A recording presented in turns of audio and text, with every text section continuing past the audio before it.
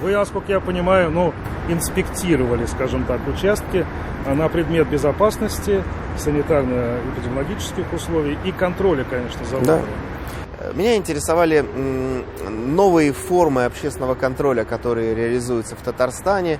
Блогеры, конечно, это очень, очень сильная идея, потому что люди, в общем, в хорошем смысле слова, аполитичные, непредвзятые, имеющие свою аудиторию подписчиков. У них нет задачи агитировать ни за кого-то, даже не за выборы.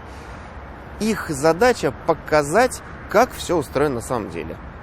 В том числе и санитарно-эпидемиологическую обстановку. Но вот, знаете, как это, в режиме видео-селфи или стрима, говорит, смотрите, друзья, подписчики, вот так голосуют, вот такие-то меры безопасности. И вот это вообще и не страшно, нет очередей, там никто никого там не хватает за руки. Вот урна, вот бюллетени. Это важно для того, чтобы действительно вот часть их аудитории, которая, может быть, никогда не голосовала, не знала об этом, да пусть они даже и не придут в этот раз, пусть они просто увидят, как происходят выборы, что это не страшно, не сложно.